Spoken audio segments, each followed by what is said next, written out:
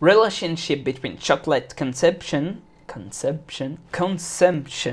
and overall and cause-specific mortality, systematic review and updated meta-analysis.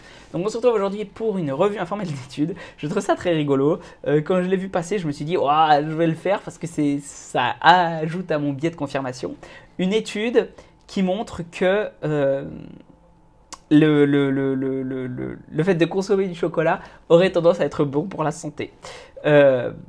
Déjà, première chose, voilà, pour l'essentiel des études là-dedans, des études, en fait c'est une systematic review mais sur des études observationnelles, l'apport en chocolat était self-reported, donc ça veut dire reporté par soi, ce qui n'est pas nécessairement la meilleure façon d'avoir des données, ou en tout cas les conclusions qu'on peut en tirer sont limitées.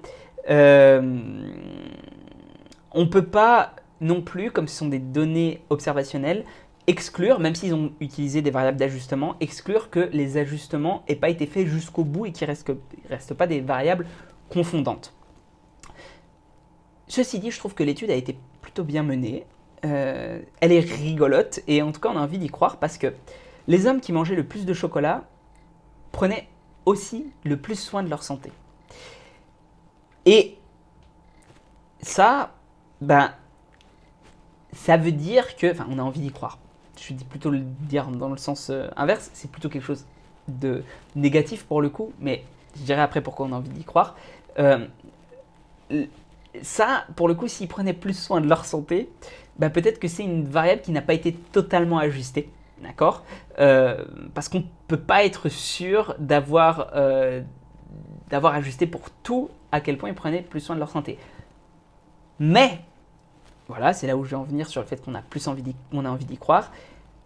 Ça semble être médié par la pression sanguine. On remarque qu'il y a une baisse de pression sanguine qui pourrait être expliquée par des substances actives dans le chocolat. Et si le mécanisme marche, si en plus on retrouve des baisses de pression sanguine, alors ça voudrait dire que potentiellement le chocolat a vraiment un impact. Maintenant, je vais te faire redescendre tout de suite.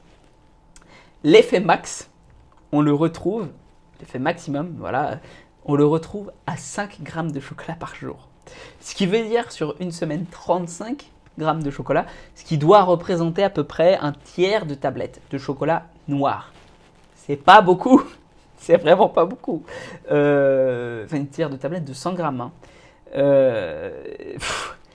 Voilà, et en fait, je vais même te dire, on retrouve en termes de mortalité cet effet à 5 grammes, d'accord, de mortalité cardiovasculaire. Alors, je te dis, l'effet max est à 5 grammes.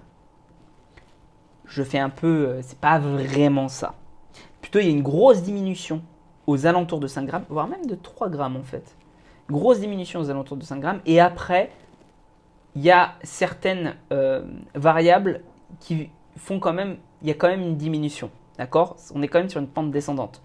Sauf, c'est là, voilà, sauf pour les AVC, les strokes, on appelle ça, donc les AVC, où là, on est sur une augmentation du risque balèze, de chez balèze, à partir d'à peu près 10 grammes, d'accord. Donc en fait, moi j'aurais tendance à dire que 5 grammes, on est safe sur tout, il y a une diminution du risque, et au-delà, potentiellement, on a moins de mortalité sur tout, mais on peut avoir plus de chances de faire des AVC. Donc 5 grammes, ça semble être pas mal. Voilà quoi, c'est... Qu'est-ce qu'on peut vraiment en dire? En tout cas, qu'on peut pas se gaver de chocolat et de chocolat au lait, quoi. Après, n'ayons pas peur du chocolat non plus, hein. Il y a plein d'autres facteurs sur lesquels on peut jouer qui sont, à mon avis, autrement plus pertinents que le chocolat pour éviter d'avoir des maladies cardiovasculaires. Et voilà, c'est une petite revue comme ça. Sur ce, prends soin de toi, on se retrouve pour une prochaine vidéo.